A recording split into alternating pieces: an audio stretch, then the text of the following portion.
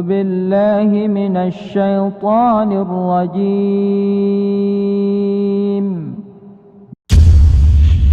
Pemikiran Yusuf Al-Qaradawi ya, dari kajian-kajian fikih dan usul fikih.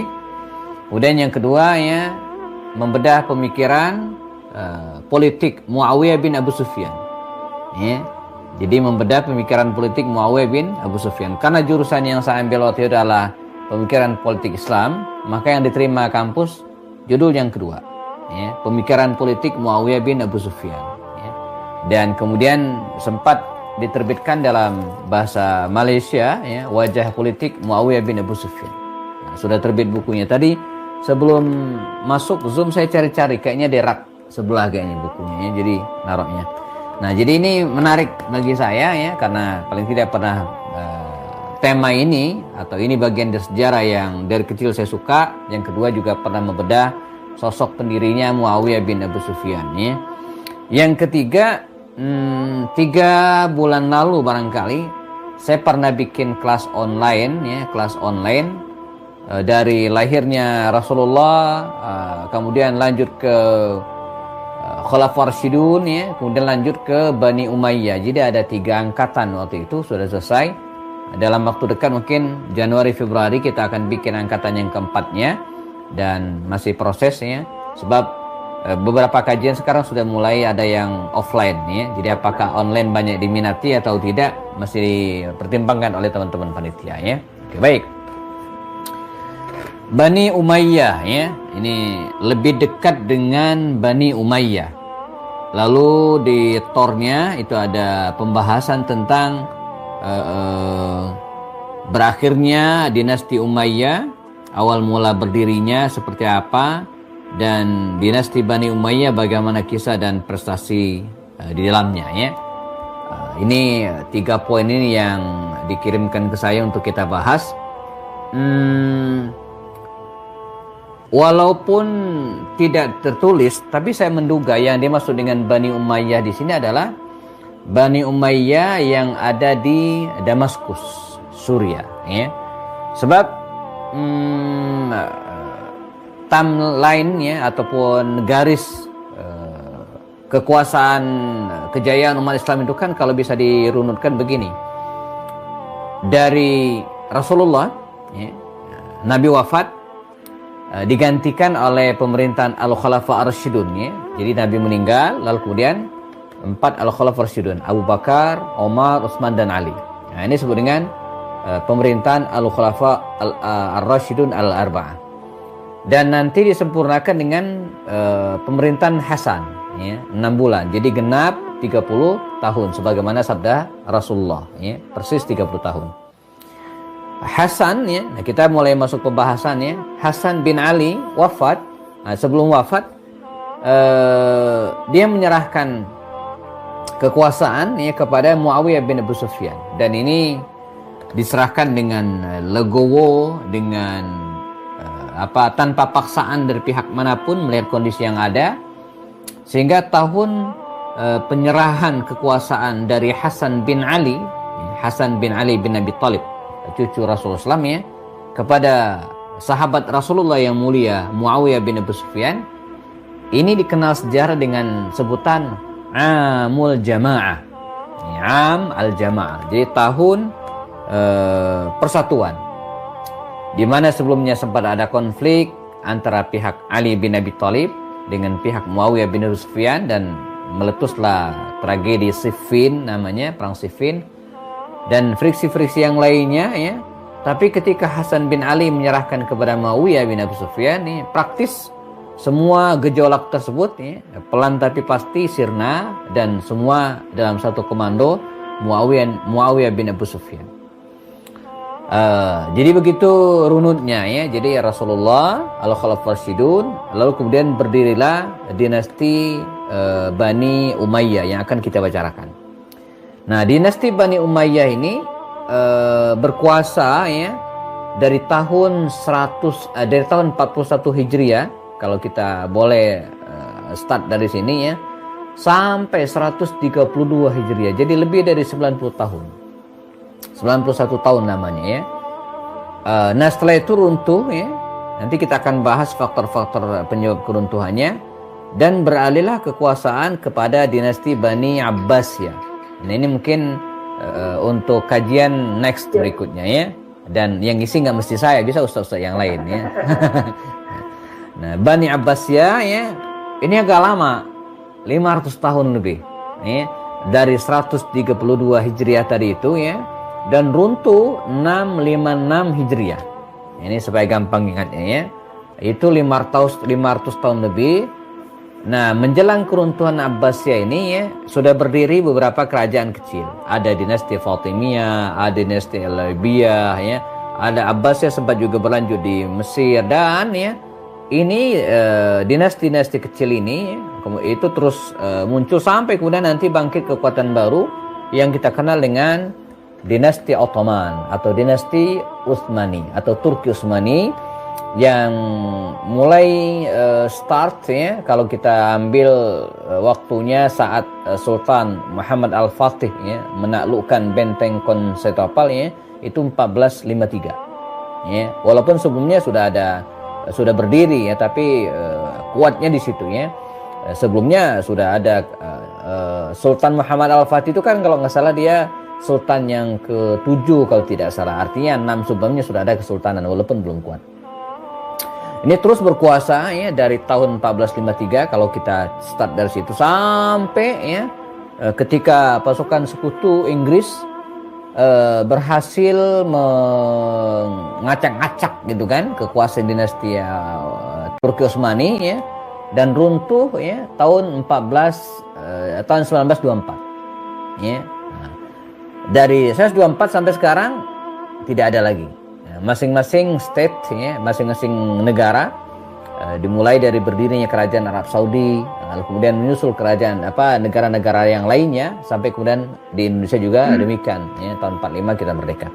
Nah, jadi itu sejarah runutnya kekuasaan kaum muslimin. Dan selain itu ya, tadi saya sampaikan ada kekuasaan lain ya, yaitu di Andalusia, di Spanyol ya, Asbania, Eropa bagian barat apa timur tuh?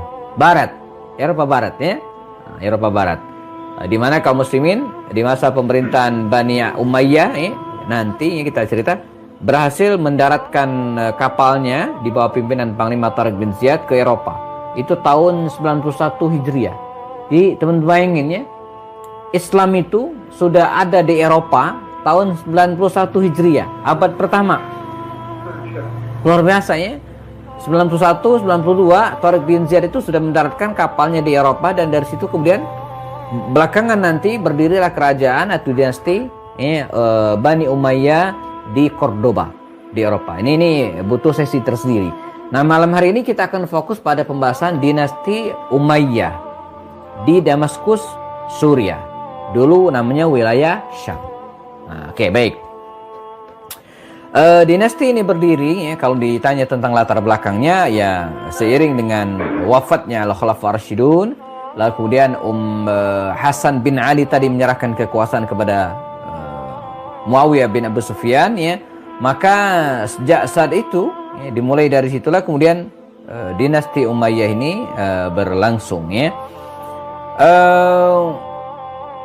Dinasti Bani Umayyah ini ya berlangsung selama 91 tahunan dengan kekuasaan sistemnya monarki, jadi turun-temurun, dan ini yang membedakan dengan Al-Khulafa Ar-Rasyidun Al-Arba'ah, Abu Bakar, Umar, Utsman, dan Ali. Dari Muawiyah ya, Muawiyah yang berkuasa, setelah itu putranya yaitu Yazid bin Muawiyah. Nah, jadi dan ini sempat memunculkan kontroversi. Ini panjang ceritanya ya, tapi pada intinya berbeda dengan Khulafa Ar-Rasyidun ya, mereka mengganti ya sistem kekuasaan dengan sistem monarki ya. Muawiyah wafat, sebelum meninggal dia berwasiat agar yang menggantikannya adalah Yazid ya, anaknya Yazid bin Muawiyah bin Abu Sufyan.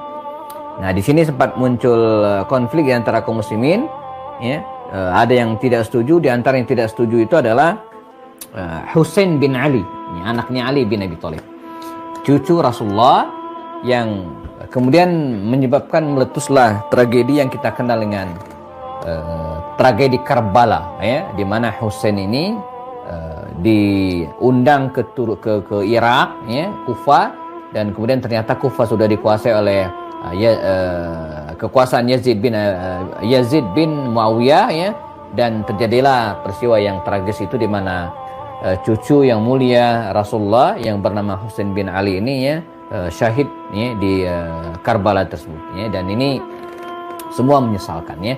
Nah, setelah Yazid bin Muawiyah ini wafat, ya, dia meninggal dunia. Sebelum meninggal dunia, dia memberikan wasiat agar yang menjadi penggantinya itu anaknya, ya. Nah, ini berlanjut, ya, sistemnya sistem monarki.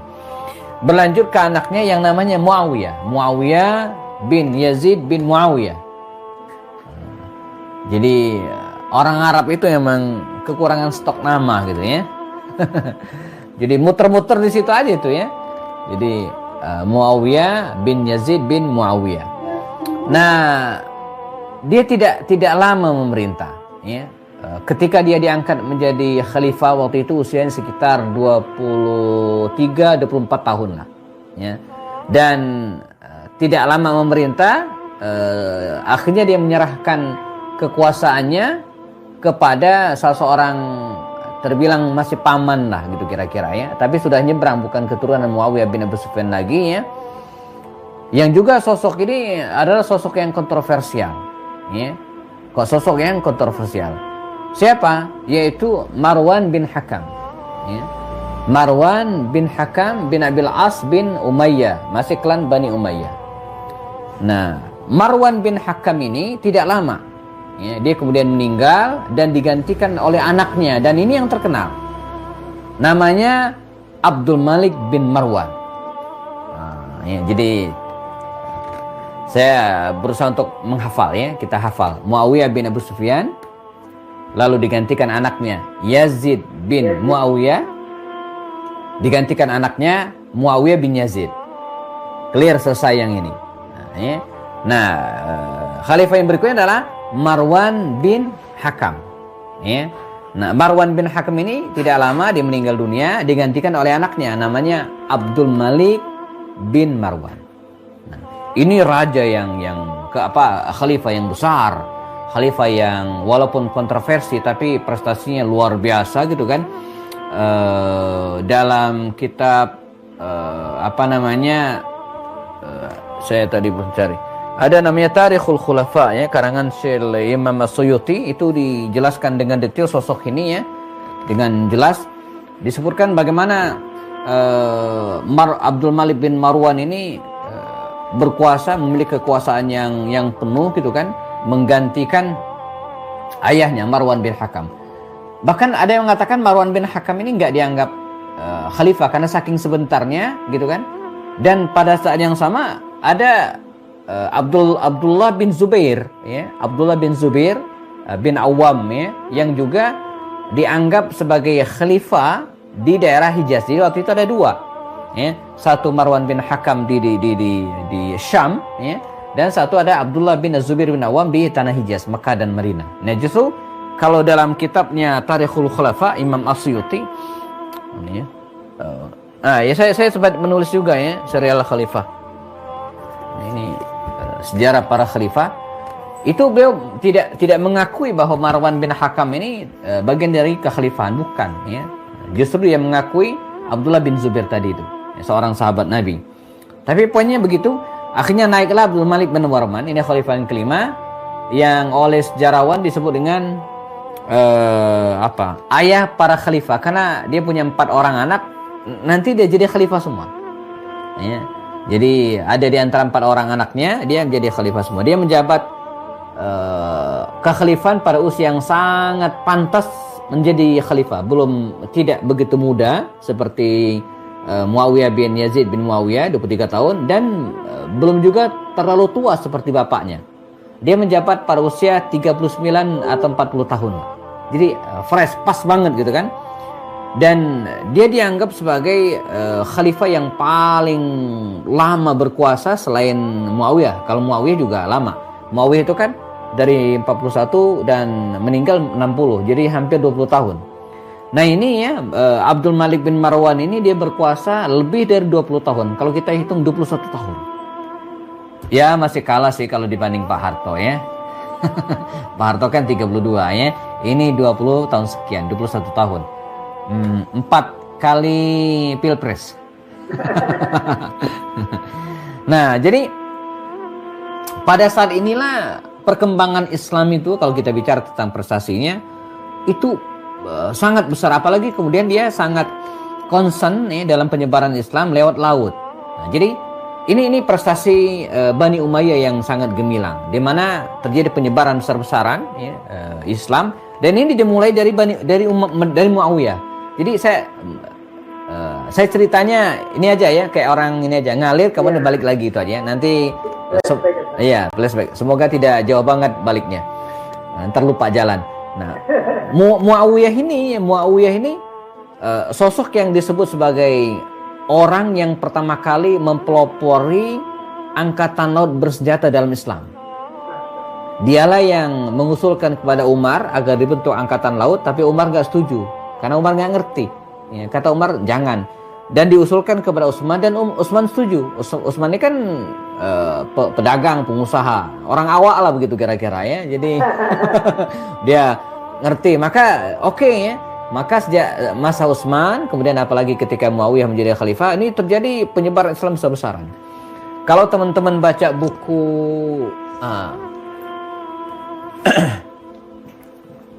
Sejarah Umat Islamnya Buya Hamka, ini buku terkenal, penulisnya juga Buya Hamka, Profesor Dr. Buya Hamka. Beliau mengatakan dalam buku ini, Muawiyah bin Abu Sufyan itu 2 kali mengirimkan utusan ke Indonesia, ya, ke Nusantara gitu ya. Nah, jadi Islam itu sudah ada di Indonesia pada masa pemerintahan Muawiyah bin Abu Sufyan itu fix. Ya.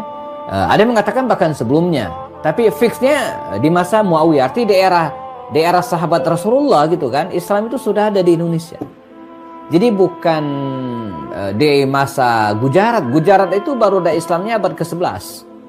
Ya, abad ke-11 Masehi gitu ya.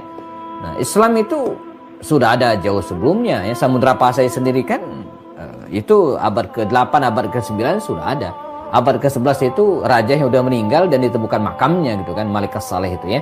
Nah, jadi terjadi penyebaran Islam besar-besaran ya, baik lewat darat terutama lewat laut ya. Kalau kita lihat peta ya, bagaimana kekuasaan Islam begitu luar biasa. Dia masuk Mesir dari masa Umar sudah ditaklukkan, dia naik ke atas. Nah, salah satu target Muawiyah adalah dia melebar ke 2 arah tuh kalau kita lihat peta. Naik ke atas dan kemudian melebar turun ke bawah ke daerah nyebrang ke Mesir ya, dan begitu tembus Mesir dia sudah berada di Afrika. Ya. Nah, kalau naik ke atas Bani Umayyah ini ya, mengapa mereka naik ke atas? Sasarannya adalah Konstantinopel. Ya. Sasarannya Konstantinopel. Jadi benua Eropa itu kan di atas kalau kita lihat Jazirah Arab. Ya. Nah, naik dari sebelah kiri, kalau dari sini kiri, kalau naik ke atas itu ketemu dengan Eropa Timur, Konstantinopel. Ya. Ini yang diincar oleh Bani Umayyah untuk ditaklukkan, karena memang ada hadisnya. La tuftahannal Konstantiniyatu, sungguh Konstantinopel kata Rasul akan ditaklukkan. Ala yadi rajulin, di tangan seorang laki-laki. Ya. Fa ni'mal amiru amiruha, dan sebaik-baik pemimpin adalah pemimpin itu. Fa ni'mal jaisyu zalikal jas, dan itulah pasukan yang paling baik. Mereka ingin mewujudkan ya, nubuat Rasul itu, Rasulullah ya. Maka Muawiyah bin Abu Sufyan itu pernah mengirimkan angkatan perang dipimpin oleh anaknya sendiri. Jadi luar biasa, dia percaya kepada hadis. Dia ingin menjadikan anaknya itu menjadi apa yang disebutkan oleh Rasul, walaupun ternyata faktanya tidak. Jadi dia mengangkat anaknya Yazid tadi itu ya, dan melancarkan serangannya ke arah Konstantinopel. Dia pengen menjebol benteng Konstantinopel itu dan mewujudkan nubuat Rasulullah. Nah, pada penyerbuan terakhir ini gitu kan, sebelum dia meninggal dunia, itu ada seorang sahabat Nabi yang ikut, namanya Abu Ayyub Al-Ansari. Itu dahsyat ya. Tahun 52-53 Hijriah ya, di masa pemerintahan Muawiyah. Abu Ayyub Al-Ansari ini ikut, dah tua 80 tahun usianya. Abu Ayyub Al-Ansari adalah sahabat Nabi yang rumahnya jadikan tempat tinggal Rasulullah ketika beliau hijrah ke Madinah. Jadi Nabi hijrah, ketika rumah Nabi nggak ada, belum dibangun, masjid juga belum dibangun, Nabi itu setengah tahun nginap di rumah Abu Ayyub Al-Ansari ini. Kata Abu Ayyub Al-Ansari, kemana kalian akan berangkat? Kata mereka, ke atas, ke arah utara. Sasaran kita Konstantinopel. Kata Abu Ayyub, udah tua 80 tahun usianya, saya ikut. Maka ikutlah dia. Di tengah sepuhnya usia, di tengah lemahnya fisik, dia mengatakan, kalau saya meninggal dunia, makamkan saya ila abghadi ghaya, ke tempat yang paling jauh gitu kan, dari pusat kekuasaan kaum muslimin dan paling dekat dengan Konstantinopel. Dan qadarullah dia wafat, dia meninggal dunia. Digotong jenazahnya, terus jalan, dan mereka mentok, gagal, tidak bisa menjebol benteng Konstantinopel, dan mereka berhasil membawa jasad jenazah Abu Ayyub Al-Ansari ini di daerah Turki kalau sekarang, Konstantinopel di luar benteng di dekat Golden Horn saya sudah 2-3 kali ke sana dan dimakamkanlah di situ. Abu Ayyub Al-Ansari dimakamkan sekitar 3 kilometer dari benteng Konstantinopel bagian luar. Dan pasukan Yazid kembali mundur dan nubuat Rasul itu belakangan terbukti jauh setelah semuanya meninggal tahun 1453 oleh Sultan Muhammad Al-Fatih, dan makam Abu Ayyub Al-Ansari sampai hari ini masih ada. Makam sahabat Nabi yang ada di Turki dibuat masjid dekat makamnya dan dijadikan sebagai tempat wisata religi yang selalu dikunjungi oleh umat Islam dari berbagai belahan dunia. Nah, jadi ini penyebaran Islam lewat Eropa bagian timur. Nah, bagaimana dengan Eropa bagian barat? Nah, mereka masuk lewat Mesir. Lewat Mesir, dan Mesir itu sudah dikuasai oleh kaum muslimin pada era pemerintahan Umar tahun 20-21 Hijriah. Udah lama, tanpa perlawanan sama sekali. Jadi Mesir itu tunduk di bawah kekuasaan kaum muslimin tanpa darah, tanpa perlawanan. Begitu luar biasanya panglima perangnya Amr bin As. Nah, jadi Amr bin As ini panglima perang yang ahli negosiasi, diplomat sejatinya. Mesir tunduk. Dari sini kemudian masuk ke Afrika, terus naik ke atas sampai ke Maroko. Sampai ke Maroko, tempat Ustadz Abdul Somad belajar.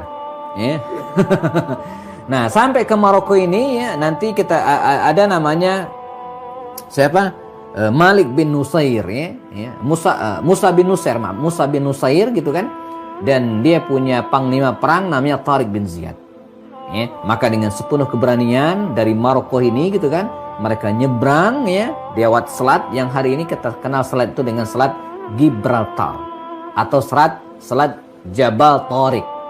Orang Inggris susah, orang Barat susah menyebut Jabal Tariq, maka dibuatlah Gibraltar. Sampai sekarang kalau kita searching di Google, lihatlah map gitu kan, maka di selat yang menghubungkan antara benua Afrika dengan benua Eropa itu selat Gibraltar. Mereka nyebrang, pasukan nyebrang di sini, dan Tariq bin Ziyad tahun 90 Hijriah berhasil mendaratkan pasukannya di bumi Eropa. Nah, sementara bumi Eropa bagian barat, sementara Eropa bagian timur gagal. Nah, padahal kalau hitung-hitungan dekatnya lebih dekat ke Eropa bagian timur, ke Konstantinopel karena kan tinggal naik ke atas, nanti ketemu ujung benua Asia. Benua Asia itu tinggal nyebrang dikit lewat selat yang disebut dengan selat Bosporus. Selat Bosporus sekarang antara Asia dengan Eropa itu di Bosporus itu sudah ada jembatan gitu kan. Jadi begitulah mereka yang berhasil menghubungkan Asia dan Eropa pakai jembatan. Kita menghubungkan Pulau Jawa dengan Sumatera aja susah gitu Selat Sunda sampai sekarang kalau pulang kampung saya, Bang Hendri kampung saya di Batu Raja gitu kan, itu kita masih naik kapal feri itu belum ada jembatan Nah, ini Selat Bosporus sudah ada. Ini prestasi dari Bani Umayyah ini, mereka berhasil menyebarkan Islam yang sangat-sangat dahsyat, khususnya pada masa kekuasaan Abdul Malik bin Marwan yang tadi disampaikan Nah, Abdul Malik bin Marwan ini meninggal dunia maka digantikan oleh anaknya yang ke-5, 6, Berarti yang keenam, khalifah keenam. Jadi Muawiyah, Yazid, Muawiyah, Marwan, Abdul Malik. Nah, yang keenam adalah anaknya. Namanya Walid bin Abdul Malik. Ini khalifah yang keenam dari Bani Umayyah ya. Dia juga dikenal sebagai sosok yang kuat menggantikan ayahnya ya. Dan dia dikenal juga sebagai ahli administrasi. Dia yang menata, membenahi infrastruktur fisik ya, di kala itu kalau bapaknya tadi lebih banyak melakukan perluasan wilayah, maka anaknya ini Al-Walid bin Abdul Malik ini ya, dia yang membenahi infrastruktur fisik kekuasaan pada waktu itu ya, dan juga tetap tidak menghentikan perluasan Islam ya pada saat itu ya. Nah, kalau Abdul Malik tadi sebenarnya dia baru merintis ke Eropa ya. Jadi kalau kita lihat tahunnya, justru Tariq bin Zaid berhasil mendaratkan pasukannya ke Eropa itu di masa Walid ini. Di masa bapaknya Abdul Malik itu belum, baru merintis gitu kan. Nah, puncaknya pada tahun 711 atau 91 Hijriah ini berhasil. Jadi Eropa itu berhasil atau Islam itu berhasil mendarat di Eropa pada masa pemerintahan Al-Walid ini, selepas Abdul Malik bin Marwan sebelum yang kita bahas ya. Jadi pasukan yang dipimpin oleh Tariq bin Ziyad ini berhasil masuk ke Eropa pada masa ini. Nah, dari sinilah kemudian kekuasaan Islam menyebar ke Eropa dan walaupun tidak sampai jauh, nanti lanjutannya ada dinasti Bani Umayyah di Damaskus, di Cordoba. Jadi dia cuma berhasil mendaratkan saja dan tidak terlalu jauh sampai ke Portugal segala macam, enggak. Di ujung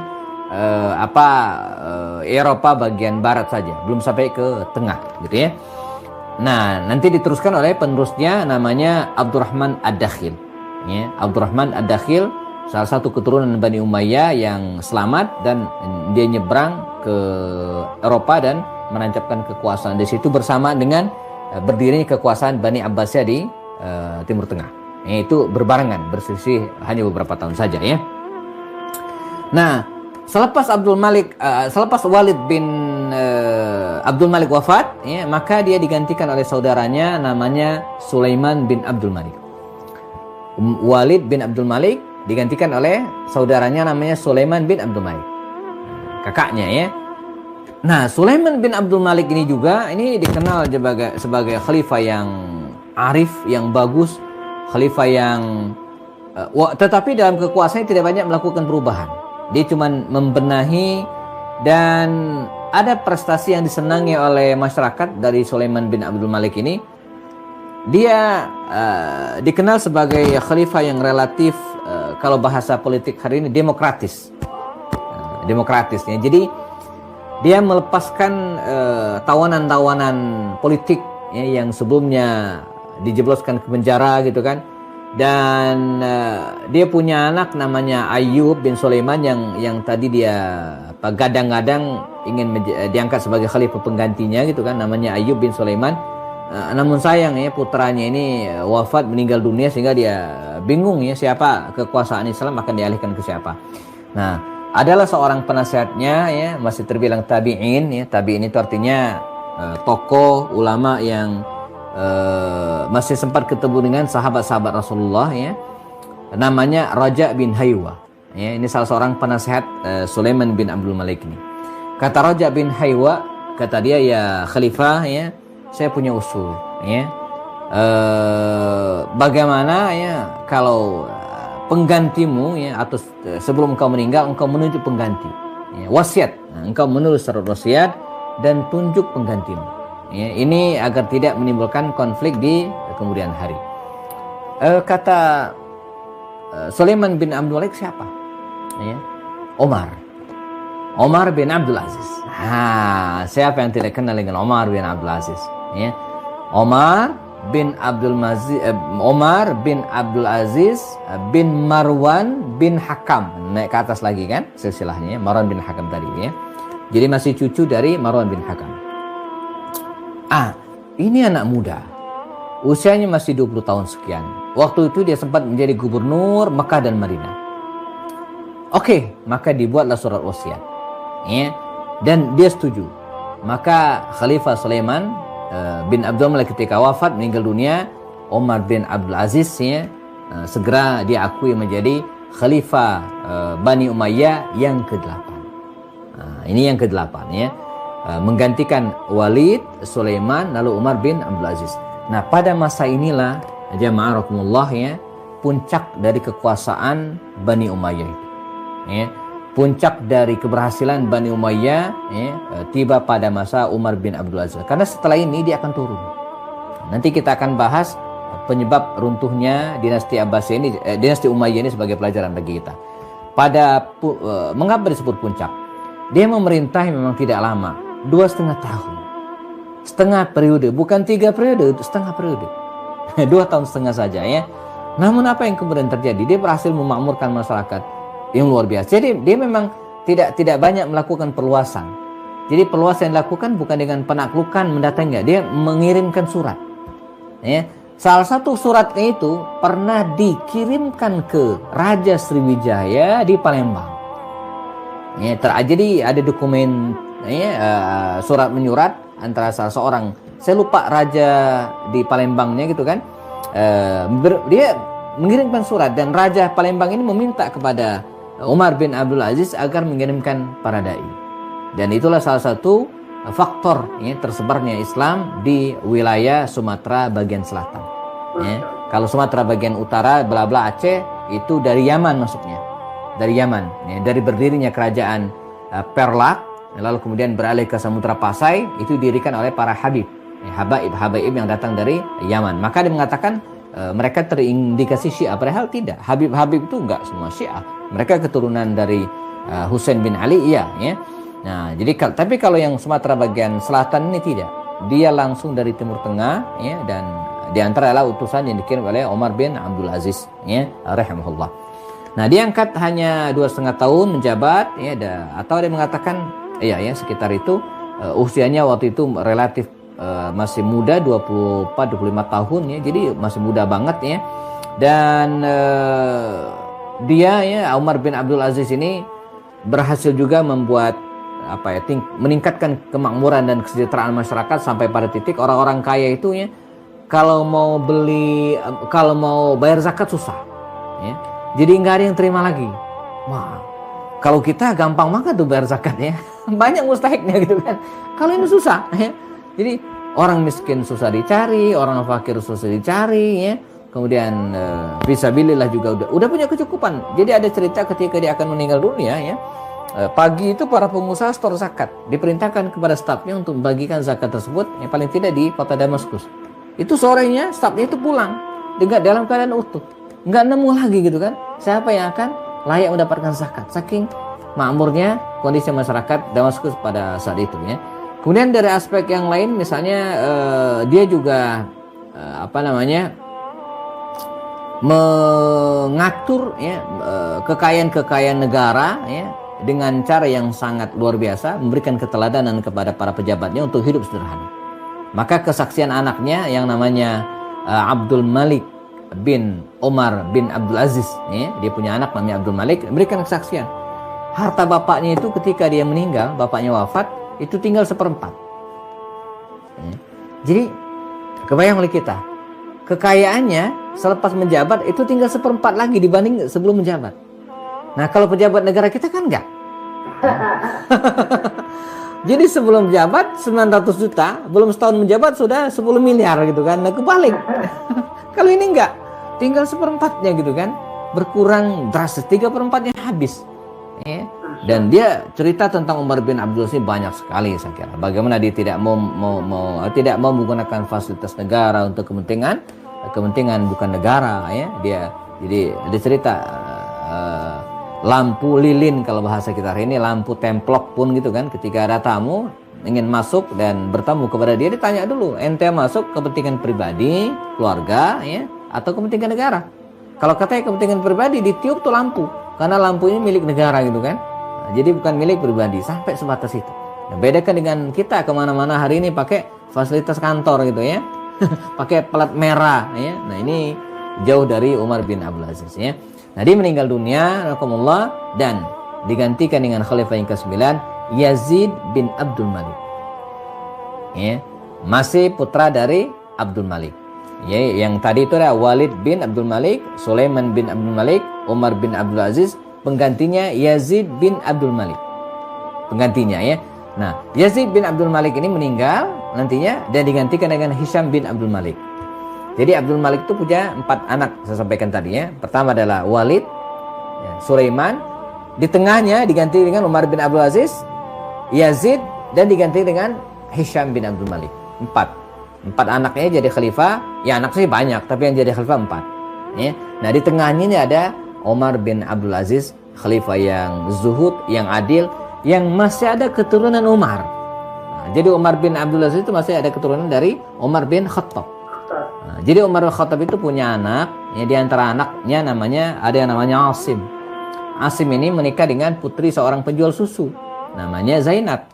Zainab ini ya menikah dengan Asim, anaknya Umar, melahirkan anak namanya Laila. Laila ini menikah dengan Umar bin Abdul Aziz dan lahirlah Umar. Nah, jadi cicit Umar bin Khattab. Ya, jadi Umar punya anak namanya Asim, Asim punya anak namanya Laila, Laila punya anak namanya Umar bin Abdul Aziz. Ya, namun walaupun secara terah ya, ke ayah ya bukan Umar, ke kabilah Bani Umayyah. Kalau Umar kan kabilah Bani Adi. Ya, tapi tetap ada darah Umar mengalir dalam diri Umar bin Abdul Aziz. Khalifah yang ke-10 ya adalah yang ke-9 tadi setelah Umar bin Abdul Aziz ada Yazid bin Abdul Malik. Yazid bin Abdul Malik ini dikabarkan adalah khalifah yang tidak begitu kuat, ya, tidak begitu kuat, dan pemerintahannya ya lebih lama sebenarnya, sekitar 3-4 tahun, 4 tahunan pemerintahannya ya. Dia banyak terpengaruh oleh orang-orang sekitarnya. Jadi oleh para pembisik pada waktu itu yang punya kepentingan beragam gitu kan, sehingga dia kesulitan untuk mengontrol ya, berbagai wilayah pada saat itu, sehingga ketika dia meninggal dunia akhirnya digantikan dengan kakaknya ya, namanya Hisham bin Abdul Malik. Nah, Hisham bin Abdul Malik ini khalifah yang baik ya. Jadi khalifah yang ke-10 dan dia menjabat agak lama ya, hampir 20 tahunan seperti Abdul Malik bin Marwan tadi gitu kan. Dan Hisham ini seorang ahli strategi militer ya. Hisham ini seorang ahli strategi militer ya. Dan namun sayangnya kekuasaannya sudah begitu luas pada saat itu gitu kan, sehingga dia keteteran juga. Tapi dia tetap bisa mengatasi. Makanya dinamika dan nuansa kekuasaan Hisham bin Abdul Malik ini pada masa itu naik turun. Betul-betul naik turun. Tapi hebatnya dia berhasil. Karena dia seorang ahli strategi militer gitu kan. Dia betul-betul berhasil mengatasi masalah tersebut ya. Dan punya semacam leadership yang kuat. Nah, orang yang punya leadership yang kuat ini di satu sisi ada kelebihannya, itu kan, kekuatan memegang prinsip. Tapi ada juga walaupun dia kuat, dia tetap mau menerima masukan dari orang lain. Nah, ini menarik gitu ya. Jadi walaupun dia punya leadership yang kuat, ini tapi dia bisa tetap menerima masukan dari orang lain ya. Nah, dia memerintah sampai 20 tahunan ya, dan kemudian setelah dia meninggal dunia ya, digantikan oleh Walid bin Yazid. Nah, tadi kan ada Yazid bin Abdul Malik yang jadi khalifah yang sebelumnya, ya, sebelum Hisham ya. Nah, dia punya berarti ponakannya, digantikan oleh ponakannya namanya Walid bin Yazid. Nah, Walid bin Yazid ini mewarisi kekuasaan sepeninggal kalau Hisham tadi dia punya kekuatan prinsip ya, seorang militer sejati, ahli strategi perang. Kalau Walid ini enggak. Nah, dari sini kemudian dia kebijakan-kebijakannya sudah mulai tidak mendapatkan simpati dari masyarakat, dan kekisruhan ini mulai muncul di mana-mana gitu kan. Dan dia pun berakhir pada kondisi yang sangat tragis ya. Jadi konflik di mana-mana, kemudian yang mengeluarkan uang yang sangat boros gitu kan. Usianya waktu itu sekitar 39-40 tahun, dan pada sebuah peristiwa ya, konflik internal keluarga, dia kemudian terbunuh.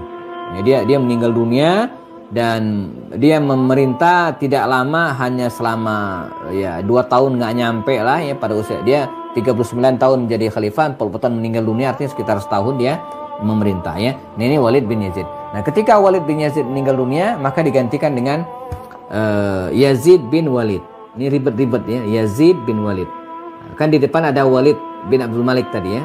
Jadi Walid bin Abdul Malik, lalu Sulaiman, lalu kemudian Yazid dan Hisham ya. Nah, yang menjadi anak berikutnya adalah Walid bin Yazid. Walid bin Yazid, sekarang Yazid bin Walid. Ini yang khalifah yang ke-12. Nah, ini juga sama. Jadi dia sudah sangat-sangat lemah gitu kan. Dan apalagi kondisi masyarakat pada waktu itu sudah banyak yang tidak percaya. Kemudian sudah muncul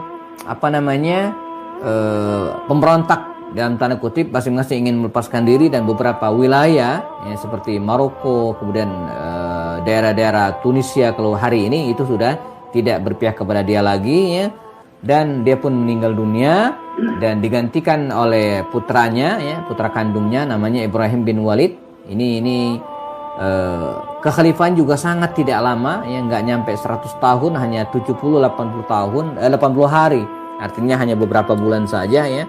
Dia kemudian terbunuh ya, dia meninggal dunia.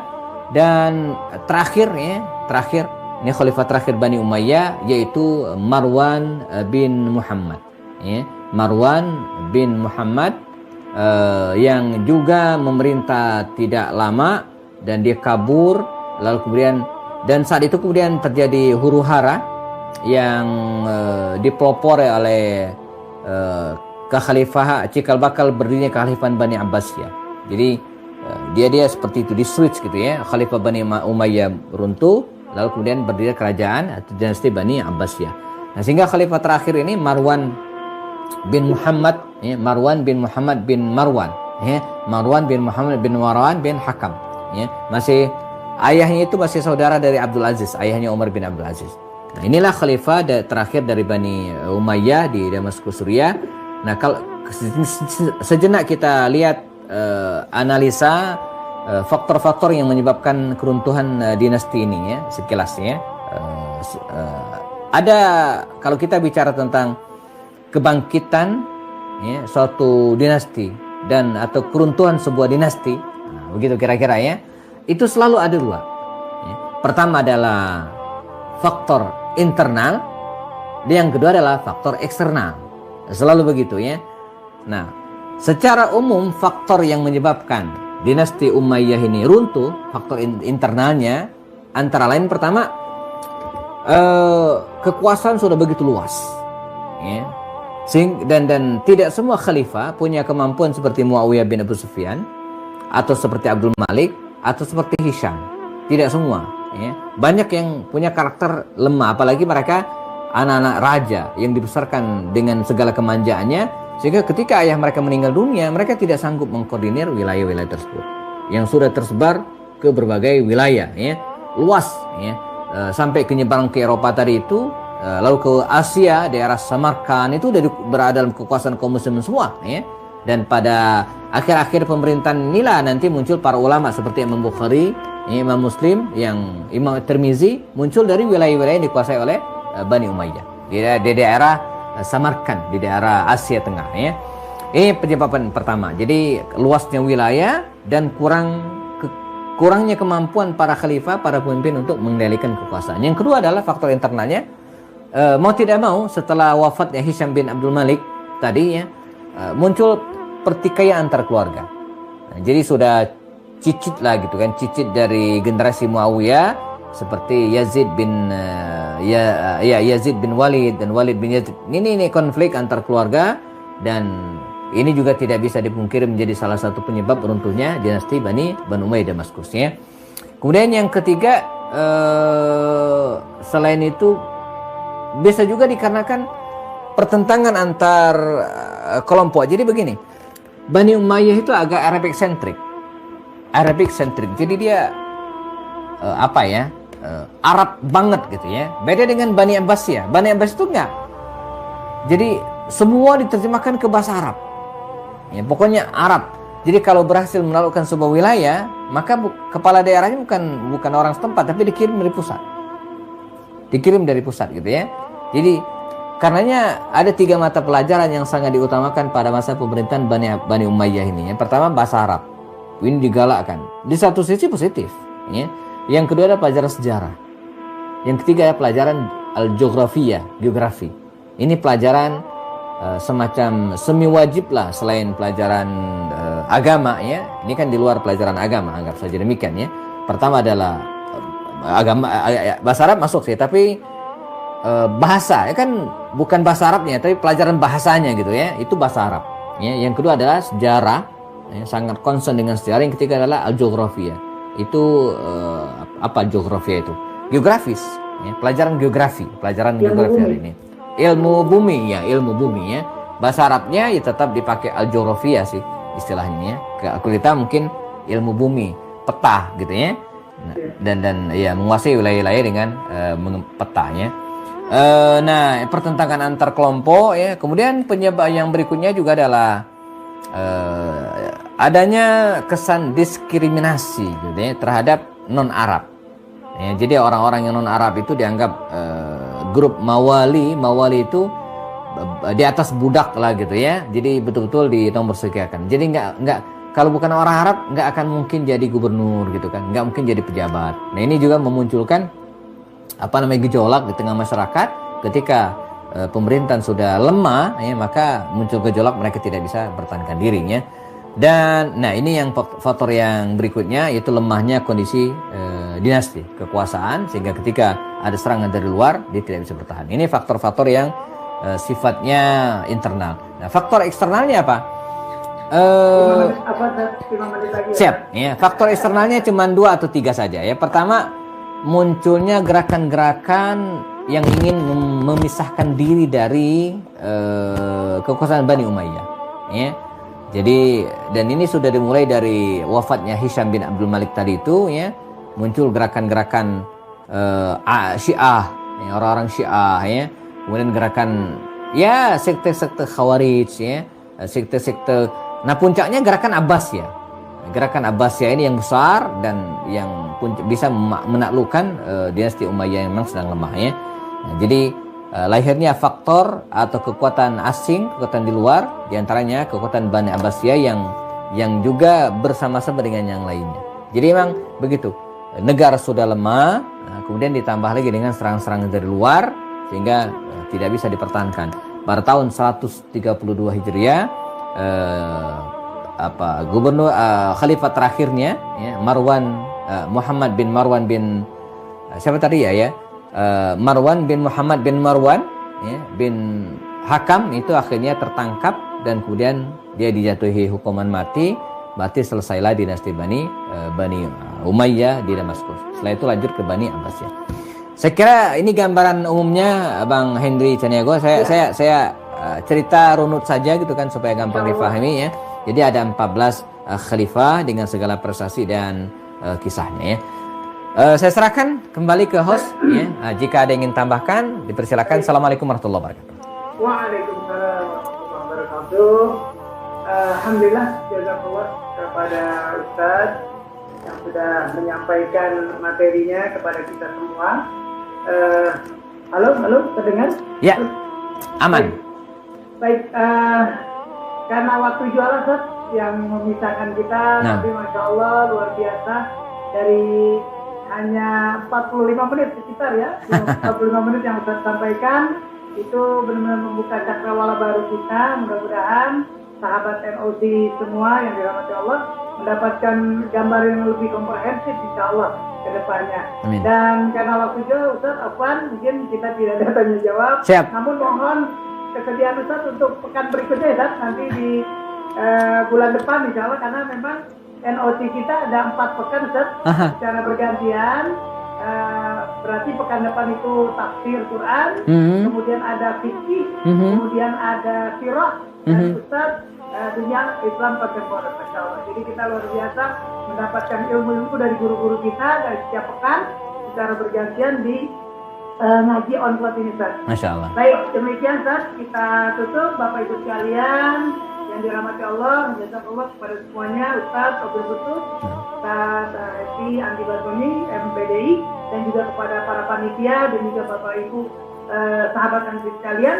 Kita tutup kegiatan ini dengan sama-sama membaca hamdalah. Alhamdulillahirrabbilalamin. Dan doa kafaratul majelis. Subhanakallahumma bihamdika asyhadu an la ilaha illa anta astaghfiruka wa atubu ilaik. Jazakallah Ustaz. Sama-sama ya semua. Ketemu pekan depan insyaallah. Insyaallah saling mengingatkan lagi. Ya. Assalamualaikum warahmatullahi wabarakatuh. Salam warahmatullahi wabarakatuh. Saya langsung pamit ya semua. Amin ya. Oke, baik teman-teman sekalian yang ada di YouTube ya, kita cukupkan kajian Islam ya, ngaji on cloud bersama dengan manajemen Sani Depok ya, Bang Hendrik Canego dan kawan-kawan. Ketemu lagi pada sesi berikut insyaallah, dan tetap bersama channel Happy Andi Bastoni. Jangan lupa subscribe, like dan share kepada yang lain agar lebih banyak yang mendapatkan manfaat. Assalamualaikum warahmatullahi wabarakatuh.